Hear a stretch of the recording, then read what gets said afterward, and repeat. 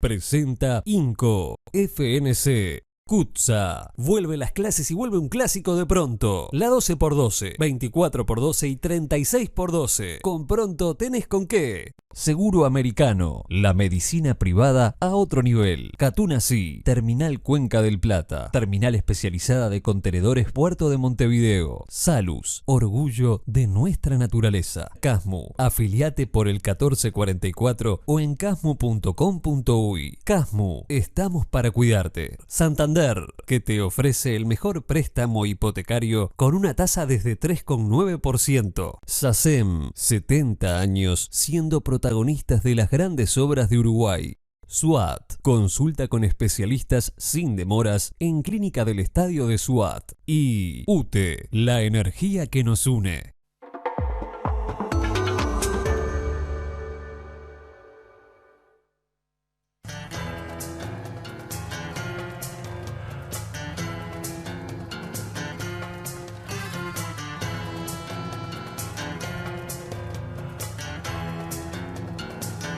Buenas noches, gracias por estar ahí. Estamos en La Mira, estamos en BTV. Más adelante vamos a tener lo que viene a ser la segunda parte de un informe que hicimos el año pasado sobre sangría de yeguas. Un procedimiento brutal que se le hace a las yeguas preñadas solamente en Uruguay y Argentina, para que ese suero sea utilizado en los países desarrollados para la crianza de otros animales. Posiblemente se haya una denuncia penal de una ONG europea. Más adelante también vamos a tener la columna mensual de Jaime Saavedra sobre situación carcelaria, pero en este bloque tenemos el gusto de recibir al ministro de Desarrollo Social, Martín Lema. Gracias por estar, Martín. ¿Qué tal, Gabriel? Gracias por la invitación. Hacía tiempo que te esperaba. Sí, la verdad. En términos generales y muy breve, ¿cuál dirías que es la diferencia del enfoque de este Ministerio de Desarrollo Social con el del gobierno pasado? Nosotros trabajamos para un ministerio de oportunidades que busca la autonomía, la construcción de autonomía. De hecho, ahora se está conociendo un documento que habla que hay que tener una puerta de entrada de diferentes personas que por diferentes circunstancias recurren al ministerio, en donde aspiramos a dar una atención integral, no por dirección, sino en la concepción que es un solo ministerio, y buscando el egreso, Gabriel. La acción social da los máximos resultados a medida que la persona es cada vez más autónoma. Y cuando hablamos de autonomía, es variable según las características. Una persona en situación de calle, que está a la intemperie, que sea producto, por ejemplo, de aspectos vinculados al consumo de sustancias psicoactivas, tiene una mayor autonomía si promovemos las acciones para darle el tratamiento correspondiente. Una persona mayor que está en un establecimiento de larga estadía, que se encuentra en condiciones indignas, tiene más autonomía si podemos realojarla a un centro que sea de mejor calidad. Un recién nacido, sí, al momento que podamos captar su situación y poder a través de los planes de primera infancia darle mayor cantidad de oportunidades, hay una mayor construcción de autonomía. Entonces es muy relativo. Los pobres, cuando uno mide ya esa medición bastante grosera a veces de la línea de pobreza, ¿no? Ganás 500 pesos más, dejás de ser pobre, sí, en fin. Es muy relativo. Es muy relativo.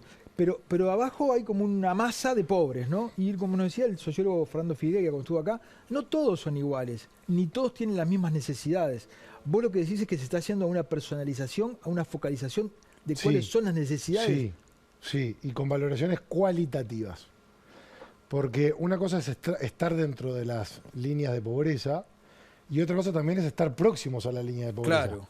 Que si bien no encuadrás dentro de la pobreza monetaria, sí, vivís en circunstancias que en cualquier momento puedes caer. Total. Y ahí hemos tomado medidas en consecuencia. Y una cantidad de medidas en consecuencia que hemos tomado tiene que ver con contemplar, por supuesto, las situaciones de pobreza monetaria, pero también otras que están muy próximas, más allá de no estar bajo esa estadística. Pero cuando vos tenés, por ejemplo, una canasta, ¿no? Que se reparte para todos por igual, ¿cuáles son las políticas con lo esquemáticas que son las organizaciones estatales, ¿no? ¿Cómo haces para atender a unos distinto que a otros? Bueno, en realidad hay, a través del INDA, en lo que tiene con alimentación, estamos dentro del Sistema Nacional de Comedores, que brinda, ahora estamos en todo el país, la posibilidad de que mucha cantidad de personas que no tienen los recursos o que tienen ciertas carencias puedan dirigirse a uno de ellos. Pero después, muchas de las prestaciones que damos, por ejemplo, son las asignaciones familiares Plan de Equidad, que se paga por hijo Y estamos hablando que en nuestro país hay 203.000, 204.000 hogares que están recibiendo asignaciones familiares plan de equidad. Eso quiere decir que encuadran dentro de las carencias críticas, no todas reflejan en pobreza propiamente dicha, pero ahí va también en la valoración cualitativa a través de lo que se llama ICC, Índice de Carencias Críticas. Algunas de las medidas que nosotros impulsamos, por ejemplo desde enero de este año, tiene que ver con el concepto mides trampolín y no mides ancla. Porque antes de enero del año 2022, cuando en un hogar se superaba cierto límite de ingresos, que variaba según la cantidad de integrantes, se retiraban las asignaciones familiares plan de equidad. Vos fijate un ejemplo concreto, Gabriel. Una persona que tiene menores a cargos y está en situación de vulnerabilidad y por eso recibe la asignación familiar plan de equidad, cuando se le aparecía una oportunidad laboral, era toda una situación de incertidumbre. Porque si agarraba la oportunidad laboral, pero no le terminaba yendo bien, perdía la asignación familiar plan de equidad, perdía la oportunidad laboral, pero tenía los menores a cargo que motivaron a la asignación familiar plan de equidad. ¿Y ahora no es así? Nosotros no, quitamos el límite de ingresos. No solamente porque entendimos que era injusto, si la persona ingresa por carencias críticas, debería egresar por carencias críticas, no egresar por lo cuantitativo también de los ingresos que se reciba en ese hogar. Entonces, hoy se permite que en el trabajo formal, porque esto es un incentivo a la formalidad, haya hogares que superando los ingresos per cápita mantengan esta asignación y no entren en esa incertidumbre porque la gente tampoco anda con la calculadora. Eso que decís por lo menos está en el camino de lo que hablamos, ¿no? De la individualización de situaciones que son totalmente distintas una de otra. Te ¿no? doy datos. Junio de este año, haciendo el relevamiento con BPS, 12.335 hogares que reciben asignaciones familiares plan de equidad se habrían pasado el límite de ingresos. Representan aproximadamente 45.500 integrantes, compuestos por aproximadamente esa cantidad. Entonces, esto está mostrando que una cantidad de personas están accediendo a oportunidades laborales que independientemente de ese límite se pueden ensanchar la espalda para que logren revertir la situación de vulnerabilidad, porque en definitiva es lo que importa. Sí, está bien. Un asunto que está vinculado con esto, que es de pronto la no consideración de situaciones puntuales, son la atomización de políticas que hay en torno a la primera infancia, ¿no? Hay un proyecto de la diputada Lustenberg que trata de unificar. Fíjate que yo tengo simplemente algunos, ¿no? El MIDES, el MEC, la ANEP, el sistema de cuidados, Uruguay Crece Contigo, si lo vas a ir separando, ACE, el Ministerio de Trabajo, el BPS, el INAU. Todos esos se encargan de la primera infancia. O sea, cuando lo lógico sería que el Ministerio de Desarrollo Social, por ejemplo, concentrara todo ese poder y poder focalizarlo, ¿no te parece? Primero, tengo un gran respeto y una excelente relación por Cristina Lustenberg. Sé que le apasionan estos temas. Sí. Hemos estado en intercambio y tenemos previsto una reunión que por motivo de agenda de ambos no podemos concretar para conversar sobre su proyecto. Dentro de lo que tiene que ver con primera infancia, lo que nosotros estamos llevando adelante, y nos consta que otros organismos también, es focalizado, pero complementario entre el esfuerzo de las diferentes instituciones. Una cosa tiene que ver con una mayor red de contención a través de los centros CAIF o de los jardines que tienen que ver con la ANEP. Otra cosa distinta es el acompañamiento que podemos llegar a dar a esas familias que se busca una mayor oferta, por ejemplo, a través de centros CAIF. Ahí vemos un complemento de acciones. Vamos a poner un ejemplo, un hogar con niños de 0 a 3 años. Así como van al CAIF, y ahí tiene una prestación que tiene que ver con los cuidados, que tiene que ver con los primeros años de formación, desde el Ministerio de Desarrollo Social trabajamos en medidas complementarias, por ejemplo, en fortalecer el acompañamiento en el hogar, que es complementario, no es una cosa u otra, son las dos cosas necesarias. Otro eje que estamos llevando adelante del Ministerio de Desarrollo Social es la captación temprana del diagnóstico social del recién nacido. Ya estamos en la etapa final de un proceso que el mismo va a concretar presencia de técnicos en las 23 maternidades públicas de nuestro país, con la finalidad de que así como hay un diagnóstico clínico del recién nacido, hay un diagnóstico social. Si esa familia recibe prestaciones, si las prestaciones son las correctas, si es necesario hacer nexos con otras instituciones del empieza Estado. eso? Estamos en la etapa final. Te diría que en 11 departamentos el mes que viene. Y nos faltan los restantes que lo vamos a concretar antes de fin de año. ¿Estás de acuerdo igual que no es buena la atomización de esfuerzos? Conceptualmente sí, instrumentalmente tendría que verlo. Siempre bueno. O sea, complicado va a ser. Lo peor que puede estar imaginate. es diseminar esfuerzos. Claro. Claramente que hay que concentrar los esfuerzos. Ahora, hay que ver si coordinando se logra exactamente el mismo objetivo. Yo no me amputo a ninguna herramienta que sea para mejorar la atención en primera infancia, pero hoy te puedo asegurar que siempre con las dificultades que uno a nivel territorial pueda llegar a tener y que haya que corregir, pero que intentamos enfocar los esfuerzos en forma complementaria. Nosotros tenemos mucho diálogo con las instituciones al momento de implementar políticas. Ahora que estás en el tema, que estás metido, que sé que estás apasionado por el asunto, ¿qué nos pasó? ¿Qué nos está pasando? ¿Y qué nos puede pasar? Ayer escuchaba un audio, un pibe de 14 años, 15 años, ¿no? Diciéndole al jefe, narco, ¿lo mato o lo torturo antes? ¿No? 15 años. ¿Qué nos pasó? Que no detectamos que eso iba a pasar antes, ¿no? Porque a ver, está la escuela, está todos estos organismos, ¿no? O sea, nadie encendió una luz de naranja. ¿Cómo es? Lo primero, yo me siento responsable de esas situaciones. O sea, me siento responsable en el sentido de que el MIES no puede estar ajeno a ese tipo de situaciones sociales. Cuando vemos diferentes episodios de violencia y todos en una primera instancia miramos al Ministerio del Interior, en realidad el Ministerio del Interior muchas veces entra cuando está la consecuencia. 300.000 veces lo dije. Ahora, el camino por el cual se dan diferentes etapas que se construyen lamentablemente diferentes episodios de violencia, yo creo que a nosotros nos compete, Gabriel. Por supuesto que nos compete, y por supuesto que a la educación, y por supuesto que a una cantidad de instituciones. ¿Por qué no se comprende por el sistema? ¿Por qué se sienta el ministro del Interior ahí como responsable de todo cuando llega tarde? Mira, tenemos con Luis Alberto Heber y con las autoridades de la educación, tenemos un diálogo permanente. Vos sabés perfectamente que a partir de enero de este año la Dirección Nacional de Apoyo al Liberado, Vamos a hablar el próximo bloque. del pero tema. pasa a la órbita del MIES. Sí. Nosotros, aparte de entender que es responsabilidad nuestra la gestión, también queríamos dar una señal. Una señal de que en la convivencia, en ciertas instancias sociales y demás, nosotros no somos ajenos. Capaz que las miradas en una primera instancia van para otra, pero nosotros queremos estar también ahí. ¿Vos estás de acuerdo que cuando se hacen esas conferencias por la seguridad pública deberías estar sentado vos y deberías estar Más allá salud? de estar en la conferencia, porque... Pero también la señal es muy importante, entiendo Martín. a dónde vas. Porque si no la gente dice, seguridad, Ministerio del Interior, policía. Ayudemos a la gente también a pensar con las señales que damos, ¿no? Es que es muy injusto para un ministro del Interior Claro. que aparte muchas veces cuando logra reprimir el delito.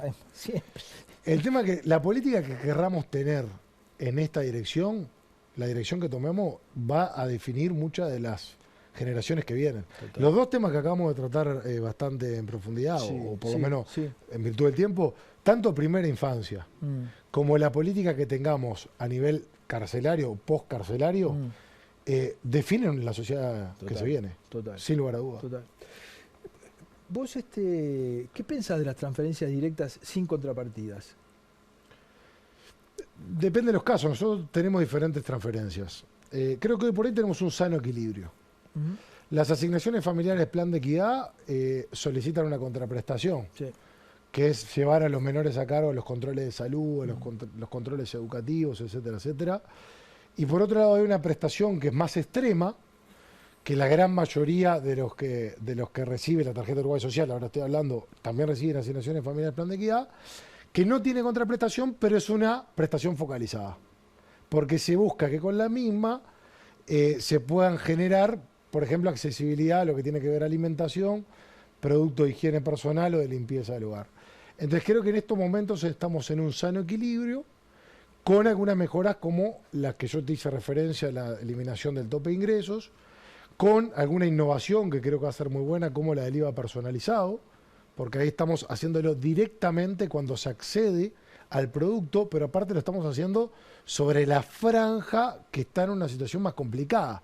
Entonces terminamos que la renuncia fiscal sea la más justa, porque estamos empezando con los que más necesitan. Pero todo tiene que tener una finalidad, una mayor autonomía. Yo creo que estamos en un problema. Si nosotros a diferentes personas que en algún momento, por diferentes motivos, necesitan ese apoyo, pero no buscamos que con el correr del tiempo haya otras alternativas. Que no quiere decir que mientras no aparezcan ni se concreten las otras alternativas, obviamente que la prestación va a estar. O sea, quiere decir que la prestación va a estar, pero lo ideal, y a mí me ha tocado conversar con personas, hoy más temprano tuve una instancia que realmente me hablaba de las ganas de superación que hay y que por eso nosotros tenemos que trabajar en herramientas y oportunidades, pero tiene que ser en torno a un paquete, no puede ser la transferencia individualmente considerada. Tiene que ser transferencias equilibradas, con un formato que sea trampolín y no ancla, como te decía en un principio, porque si la transferencia te ata a la transferencia por una incertidumbre que cualquiera podemos llegar a tener en esa situación, no termina siendo un mecanismo de despegue, sino al revés un freno, y sumado a otro tipo de acciones como nosotros estamos tratando de generar lo que son los cupos laborales, los cupos MIDES. Estamos haciendo convenios con empresas en donde un porcentaje de las vacantes las empresas se comprometen a considerar participantes de nuestros programas. Y la verdad está siendo muy satisfactorio los resultados parciales. Los programas de trabajo protegido, tenemos el programa Acceso para 3.000 participantes del Ministerio, que se establecen por las cuotas, porque en definitiva son a quienes representamos. Y piensa tanto en el día antes como en el día después cuando se termina el trabajo protegido. Porque la pregunta de participantes es, ¿y cuando termina la etapa del trabajo protegido, qué? A mí me ha pasado. Claro. Bueno, y ahí, por ley, generamos en la rendición de cuentas del año pasado un incentivo a empresas que absorban a los participantes de la primera etapa de trabajo protegido. ¿Está funcionando eso? Mirá, viene realmente muy bien, pero aparte viene muy bien en la jerarquía que ha tenido el programa. Porque una de las cosas que pusimos fue becas de inglés. ¿Sabes lo que nos dijeron cuando pusimos becas de inglés? 200, de los 3.270 en esta etapa tienen acceso a las becas de inglés. Me decían, pero con los problemas que tienen algunos, vos le querés dar inglés. Es impresionante el rendimiento y la presencialidad que tienen. Hoy de mañana fui a la Alianza, quien es que brindó las becas a través de la Embajada de Estados Unidos. La primera pregunta que me hicieron, Gabriel, un participante en una situación compleja y demás, me dice, ministro, ¿hay posibilidad de que cuando termine la beca podamos seguir estudiando inglés? Entonces, primero que se puede. Y seguro nosotros tenemos que dar esas herramientas y oportunidades para que salga adelante. Vamos a una tanda y volvemos, seguimos conversando. Con mucho gusto.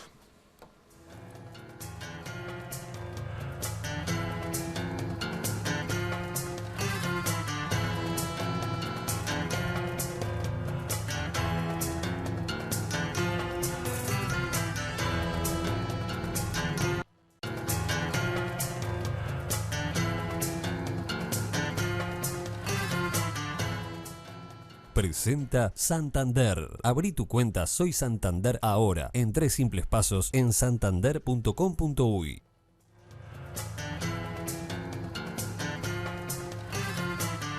Muy bien, seguimos en la mira con el ministro de Desarrollo Social, Martín Lema.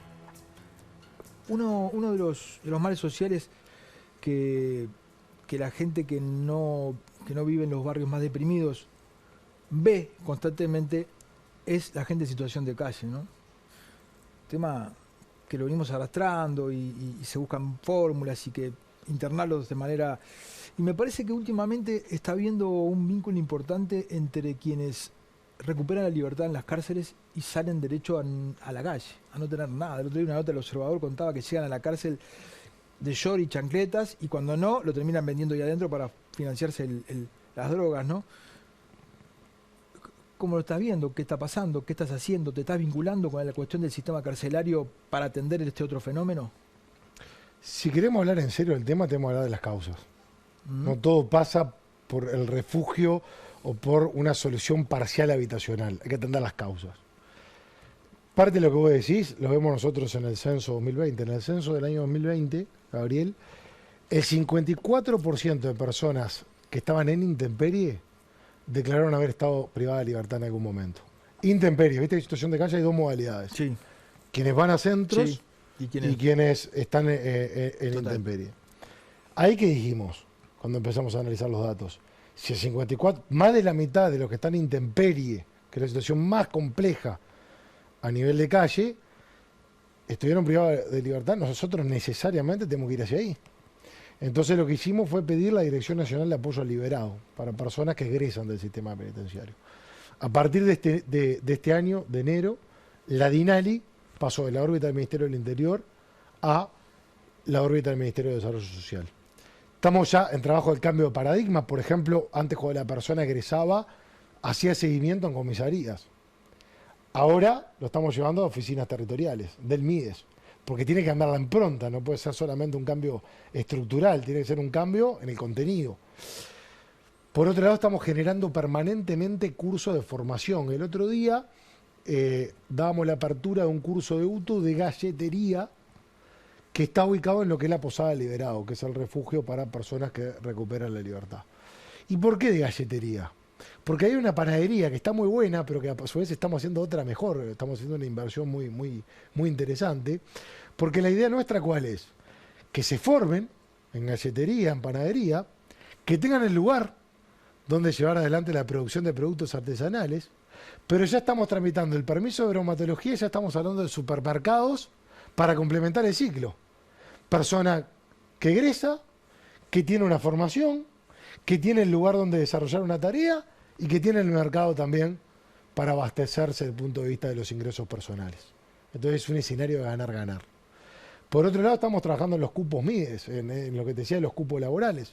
Para que te hagas una idea, la semana pasada estuvimos en una obra que hicieron 6 personas egresadas del sistema penitenciario, que es una casona para 13 niños del INAU. Lo primero es la alegría que tenían los participantes. La alegría. Y el testimonio de ellos decía, nosotros estamos contentos porque aparte el esfuerzo nuestro está destinado a niños.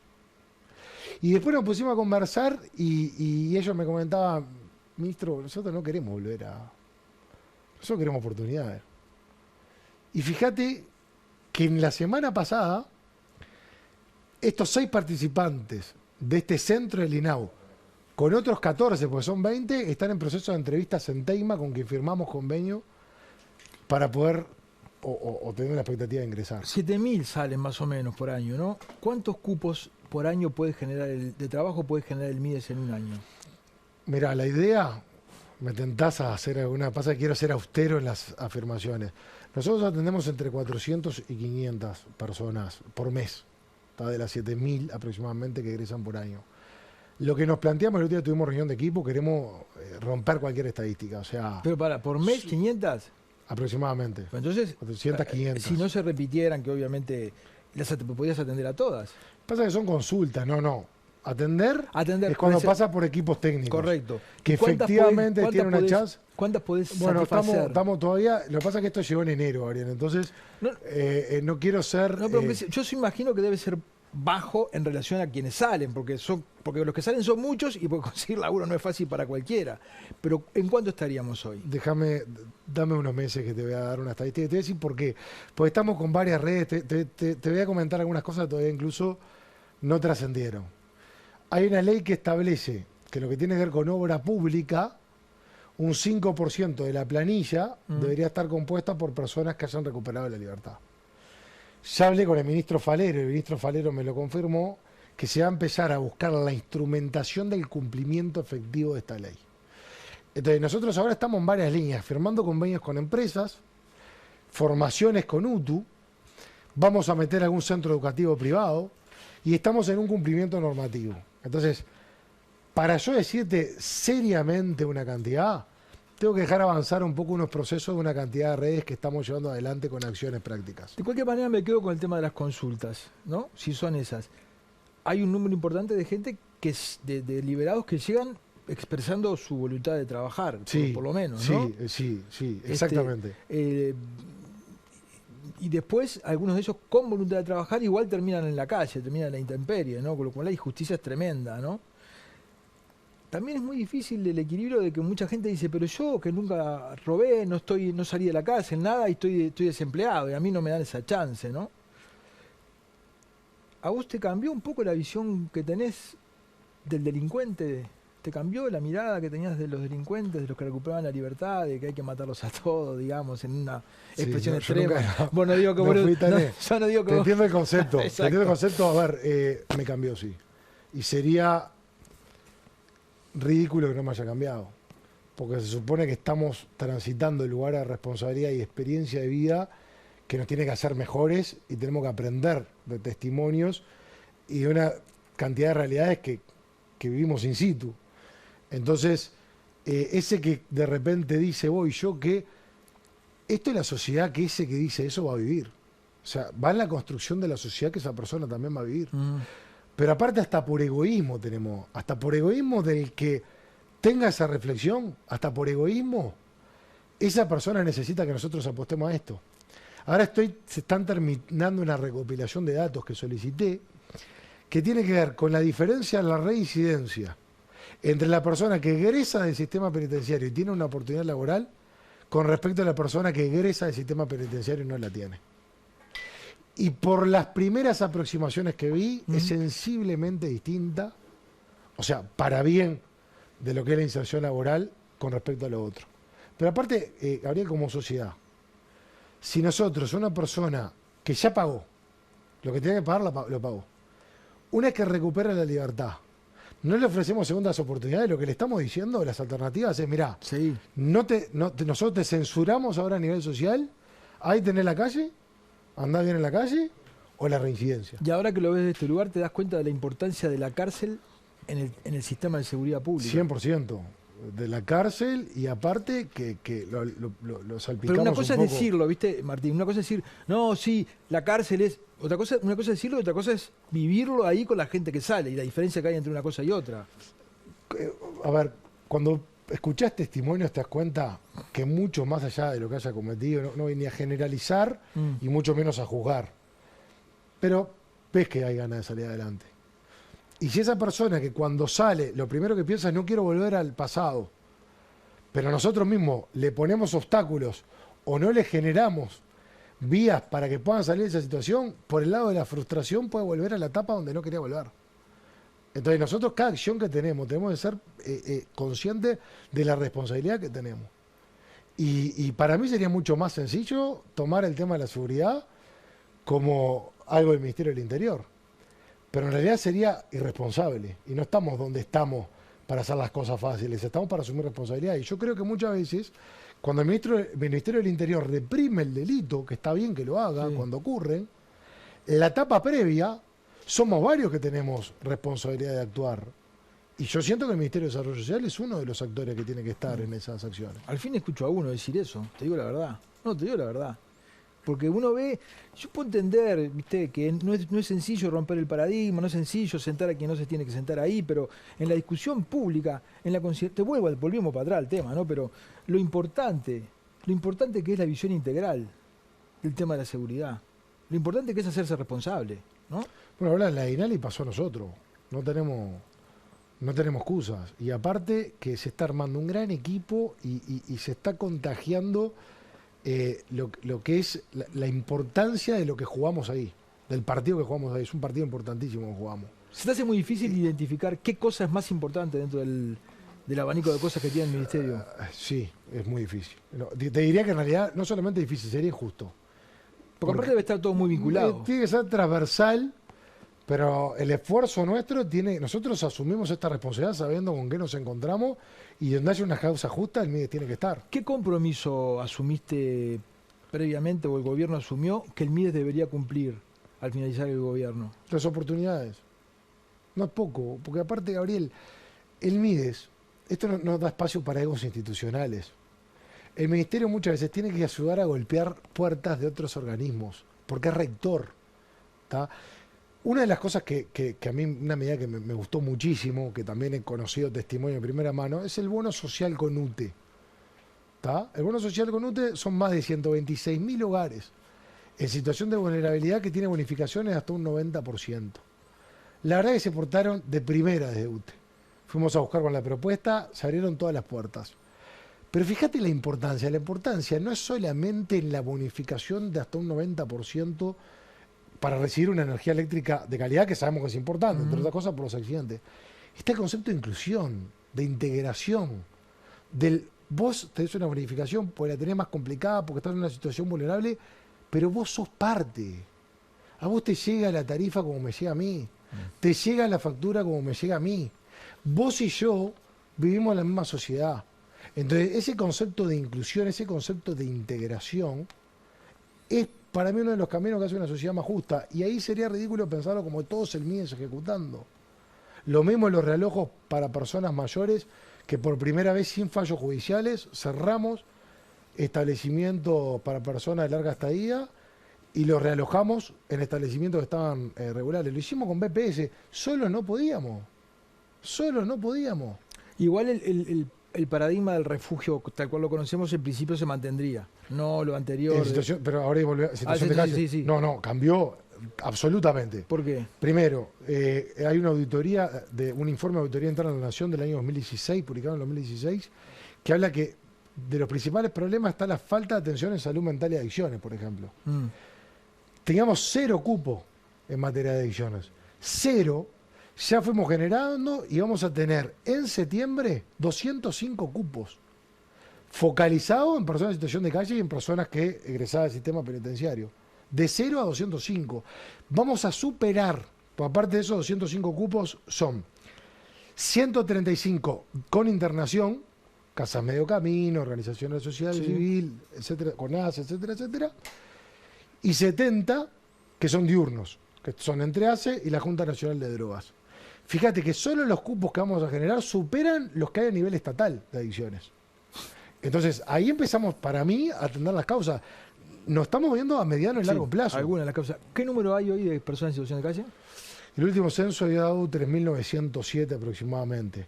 Pero, también te digo otra cosa, que se diversificaron los centros, porque en personas pernoctando a la intemperie, censo 2020 y censo 2021 registran menos que el 2019. ¿Te acordás que te hablé de las dos modalidades? Sí, la intemperie y los que no van a 1043 en el censo de 2019, 850 y algo en el 2020, 920 por ahí en el 2021. ¿Qué quiere decir? Que la capacidad de dar respuesta, porque es multifactorial de por qué una persona termina lamentablemente en la intemperie, se ha incrementado. Y ahora apostamos al trabajo en salud mental y adicciones, porque si no, eventualmente logramos dar una alternativa ante una situación del clima, etcétera, etcétera. Pero en lo que son temas de fondo no estaríamos cambiando si no hablamos de esos tipos de temas. Te demoraste tanto en venir que me quedás viendo otra avenida. Sí. Te agradezco que hayas estado. Te agradezco por favor. Vamos a una tanda y ya volvemos.